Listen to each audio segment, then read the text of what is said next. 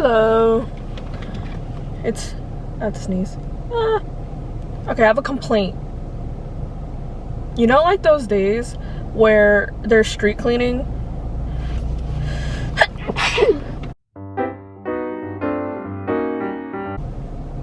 You know those days where there's like street cleaning and you have to move your car and like you have to be on a specific side of the street? Okay, so that's how it is like around my job, except it's like 10 times worse because on Thursdays you can't park on a specific side because street cleaning until like 4 and I work from 1 to like 3. I don't know. Point is, they park like, I'm not gonna say they park like idiots, that's me, but they park so stupid. Like, there's so much space that you could like comfortably move into that another person can comfortably like be behind you and it can work, but you decide to not do that, and then I have to park super freaking far because you decided to park like stupid. So anyway, let's get into the video. Today we're talking about how to cope with holiday stress. I think I made a video kind of like this last year, but we're gonna talk about it again because it's this year now. So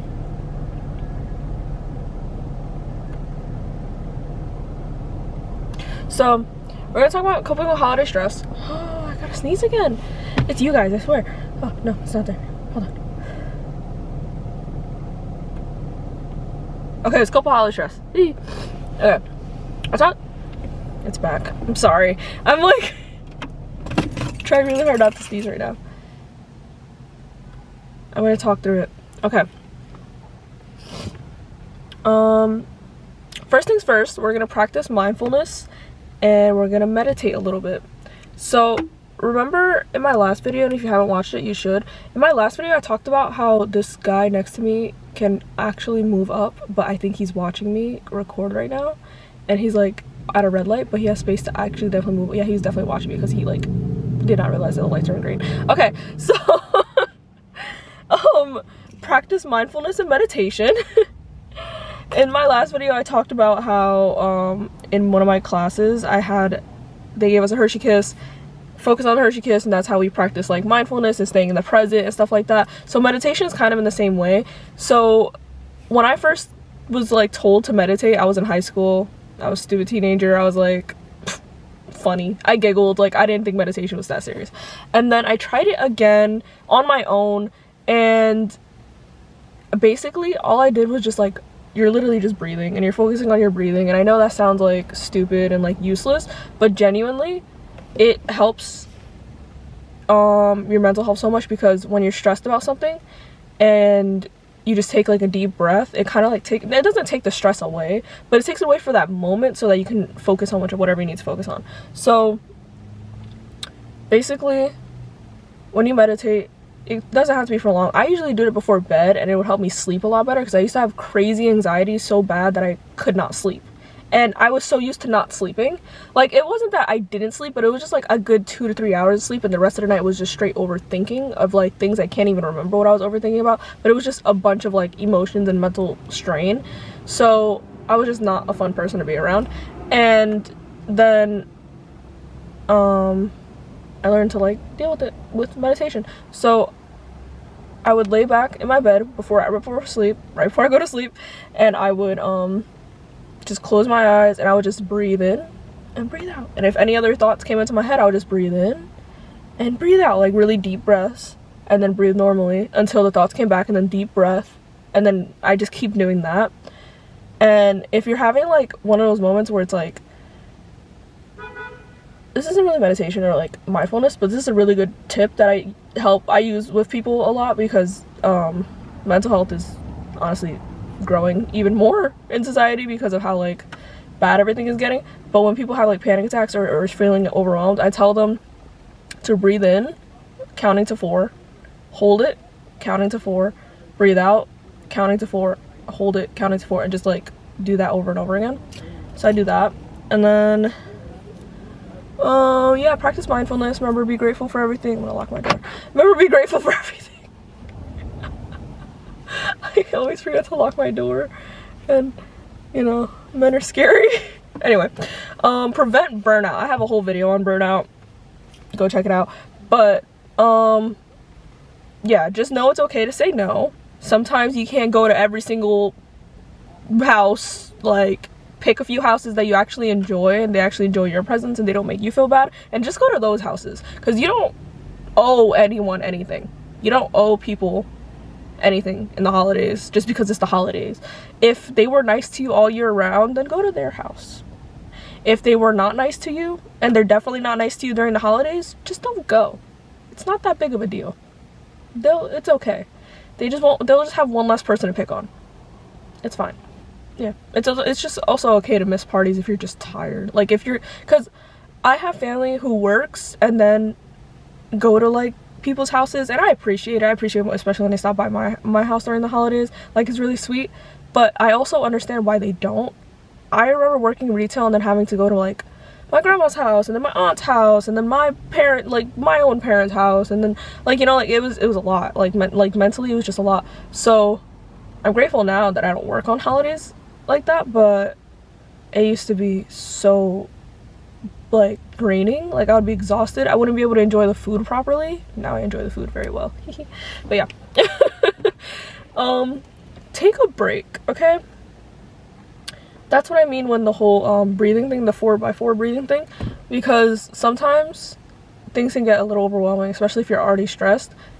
Go to the bathroom, find an empty room, do something, do some breathing techniques, and try and refocus your brain. And if you're having a good time, or if you're around people who are making you happy, just focus on the fact that, you know what, I am having a good time. Or if you're not having a good time, it's okay to call it a night. It's okay to call it you know what, I feel a lot better if I'd be in bed right now, and I don't feel like I'm a enjoyable company right now, and I really just need to go to bed. You don't have to tell these people this. You're like, oh, I have a really bad headache, I think I have to go home. Look, I got your excuse right there. I think I have to go home. Like, I'm not really feeling that good right now.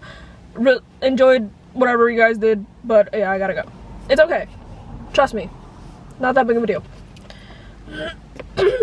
Get some fresh air and sunlight. Okay. So there's not a lot of sun right now. It's been cloudy all week, but my therapist suggested I get a sun lamp. If you suffer from seasonal depression, I suggest vitamin D, B12, and getting a sun lamp and just sitting in front of it in the morning. Sunlight in the morning is supposed to be really, really good for you. I am not getting a lot of sunlight right now. I really need to get a sun lamp, and I'm thinking of getting it soon, because this is getting depressing where I'm waking up and it's like cloudy, and I'm going home. I mean, I go to work, it's cloudy, I go home and it's cloudy, and then by the time it's 5 o'clock, it's already getting dark, and then I go to the gym and it's really dark and cloudy, and I'm not getting any sun, and I think it's affecting me. So I'm definitely getting a sun lamp soon. So if you're one that this affects you, get a sun lamp, take vitamin D, take B12, make sure you're taking some vitamins, because those also help with your brain and how you think and everything. Try to get fresh air. I know it's cold out. It's cold out right now where I'm from. So what I do to like force myself to get fresh air, I park kind of far from my job. I usually park across, like there's like my job, park, and then across the park. I usually park across the park. It's also easier to get home that way, so I have something to look forward to. It's just like an easy exit. And if I don't have fine parking over there, I park like 2 blocks or 3 blocks down, because I'm forcing myself to get fresh air and get some steps in. And it's just easier than just like rushing inside, because I also like just sitting inside my job is kind of boring. So like rushing inside is not really helpful. So, and if I do rush inside, then I'm like, all right, I'm just gonna focus on this work right now, instead of taking the time, because I'm not working it, instead of like taking the time to myself, you know? So yeah, guys, try to force yourself to get some fresh air. If you don't have sunlight right now, try and get a sun lamp. They're on Amazon. They're not that expensive. Yeah, highly recommend. If you're in therapy, stay in therapy. The holiday season can get super overwhelming. For me, the holiday season is super overwhelming because certain obligations, like financial stress and like stuff like that. I feel like that's just everyone though. And that's just how it is. Every holiday season is just like, it's always the same kind of stress, but you love to do it because you love your family. I'm the same way. But it's good to have someone who is non-biased, who will tell you, hey, it's okay to not buy each and every one of your kids like 30 different presents. 1 to 2 presents is fine. You know, like 1 to 2, 2 to 3, like that's not bad. Same for like family members. Like I only buy presents for my immediate family and maybe like one cousin and my boyfriend, obviously, but I don't buy presents for absolutely everyone because I don't see everyone all the time. Like, it's just, you know, I don't know what they would want either. Like, it's kind of like, what am I supposed to do? But yeah, just limit your thing. Like, you don't have to buy presents for absolutely everyone because you don't see them all the time and they're not buying anything for you. So just buy the presents for who you see mostly and leave it at that. Yeah, holiday stress can easily leave people in debt. Like, I've pretty much spent like my last few paychecks of like the year on presents, so I understand this. But like I said before, just pick the people that you see the most and you know you to get them. Like, obviously your parents, obviously your siblings, obviously your loved ones, but if it's like your cousins you haven't seen in like all year, maybe not them. Like, it doesn't make sense. It's just makes it easier if you limit your spending with the people that you're spending the money on. You know, you don't have to get presents for everybody in the world. It's okay. Unless you're rich, get presents for everybody in the world. But yeah, I think that's what I will leave you guys with. Just don't burden yourselves this holiday season. Like, it's okay. There's so much happening in the world and so much happening with people that it's fine. Like, it's fine to focus on yourself for a little bit. Look, I'm getting a little bit of sunlight. It's fine to focus on yourself a little bit. It's really not that big of a deal. And if anybody who finds it a big deal, they're not getting a present for Christmas. So I want you guys to go and on Thanksgiving or whatever you guys do to eat. And I want you guys to eat lots of food. And I have a community thing now that you guys can post. I would love to see what you guys eat for Thanksgiving. If you guys are able to post photos. I don't know if you can. I think you can. But yeah, go check that out. And like and subscribe. Follow me on everything. Follow me on TikTok and Instagram.